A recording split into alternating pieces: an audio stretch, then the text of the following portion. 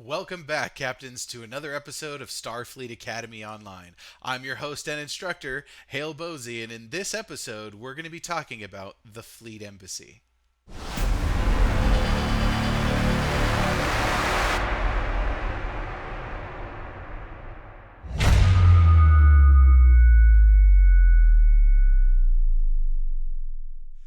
All right, so the Fleet Embassy, what's important here? What's a good thing? I mean, besides looking cool, what else does this thing do, right? Well, okay, so the Fleet Embassy actually does have a lot of cool things to offer. It's a very large space, and there's a lot of empty space here, but there is a lot of really cool stuff that you're going to want to take advantage of, starting with the three consoles right here in the shuttle bay as you beam in. So just kind of getting started and taking a look at these. This is probably, I want to draw your attention to this particular console here, and the reason I wanted you to pay attention to this is because this not only has cool consoles and stuff that you could take a look at that might be good for your builds depending on what you're trying to achieve, but also with this console, this is one of the places where you can actually go to increase the amount of duty officer assignment slots that each of your toons has so that you can progress faster and gain more resources each day doing duty officer assignments. And this is a great way for you to do that. And you can buy those here. Now, you can't see it because I've actually already purchased them all, but you can go from like 20 duty officer assignment slots all the way to 23. So, and having that extra 3 slots really does make a difference, especially if you're trying to progress quickly. It's a great way to get that involved, but it is quite expensive, so be aware of that.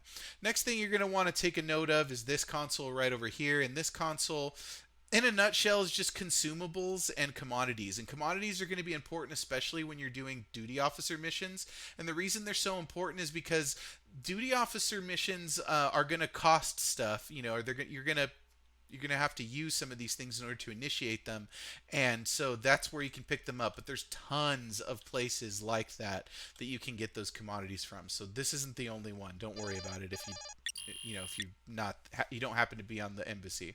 But this other store over here just has a bunch of kits and stuff. Whether you're tactical, whether you're science, or whether you're engineering, these are definitely good starting points, especially if you don't have a decent kit. So far, a lot of the fleet's holdings will offer you different ones that are going to be really great. So let's continue on by going up to the turbo lift, and let's just go to the lobby initially.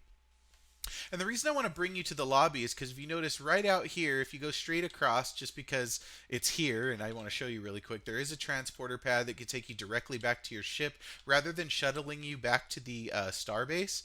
But when you come out here, you'll notice that there's this glowing door, and actually, this is kind of cool. So if you haven't done the Romulan missions series yet, and you're thinking about doing that, and you want to get to New Romulus, where that series takes place, where you're going to be doing all those missions, this is a great quick way to get to New Romulus. So this is to get to the staging area right here, so that you can just transwarp directly to your embassy and then jump out. It's a quick, fast track shortcut that you can take advantage of, which is cool. Now let's take a look at the embassy lobby here. And while I gotta admit, this is a really cool looking place when it comes to like the grandeur of the spot, but really there's only a few things here. The officer of the watch for some extra fleet marks if that's what you want, and then you'll notice over here in the sides and the corners there, and then over here you can't see it, blocked by the column, and then over here you're going to notice these glowing consoles, and these glowing consoles are actually the bank, the exchange, and the mail service. So take a look at that, and that's really all that there is here in the embassy. I mean, there's a bar down this way that you can take a look at, and it's kind of cool because there's just some cool visual looks in here that you can take a look. But really, it's nothing too spectacular. There's the bar, cool looking area. You can sit by the fire if you want to. Ooh, toasty.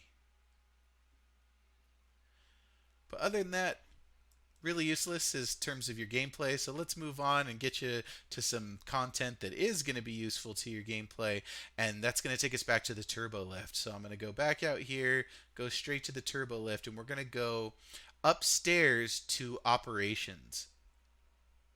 So if you jump in the turbo lift, you're going to notice one of the options is to turbo lift to ops. So go ahead and go to ops, and then this is where you're actually going to spend some of your time when you get here. So if you head to the right straight from the turbo lift, the very first glowing console you're going to come to is this one right here, and this is probably one of the most important consoles in this whole place, because this is where you can request bridge officers, not just any officers though, Romulan bridge officers, and specifically ones that are going to be really useful to increase DPS. So when we're looking at all of these, you would normally think, oh yeah, there's some uncommon, there's some rare, and then some very rare. So I want the very rare officers, right? No, actually not in this case, because if you're gonna get Romulan bridge officers, the ones I usually recommend for builds are like the tactical officers, and the reason for that is because if you read up on the stats here, they have this what we call the superior Romulan operative trait, which enhances your crit chance and your crit severity with each of the bridge officers that you have, which are tactical on your equipped to your bridge stations. So that's a pretty spectacular way to increase your DPS and effectiveness, without really changing much to your build. You might have to train these guys up a little bit, but it's seriously worth it. You definitely want these officers on your bridge crew. It really does depend on the build, but most builds can benefit from this.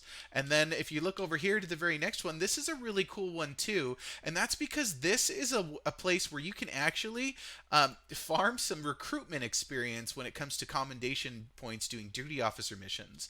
And these are really important because it's really hard to farm recruitment experience when it comes to I don't know why they made it so difficult, but you just can't get a lot of it in a lot of ways. So there's ways to do it. It's a pain in the butt. So this is a great way where you can find a lot of space, but you'll notice the requirements for sending off this mission for only 144 points is 1,000 dilithium. Seems a little steep to me.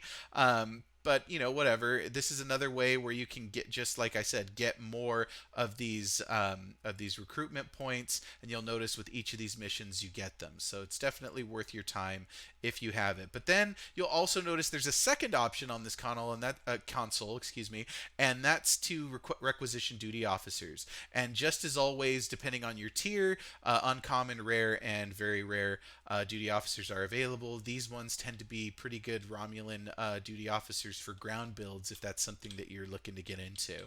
So finally, this other operational assets one. This one is something that a lot of people overlook, but it's a really cool console that has some awesome consumables. I mean, you can summon Deredek's battleship reinforcements or Fleet Scimitar reinforcements to come and help fight in your missions and your TFOs and stuff. So why not take advantage of this? This is a great little boost in your effectiveness when it comes to getting yourself out of tight situations out in the field. So definitely something that you want to consider if you just want to have that extra support in game and you're not flying with maybe some other peeps.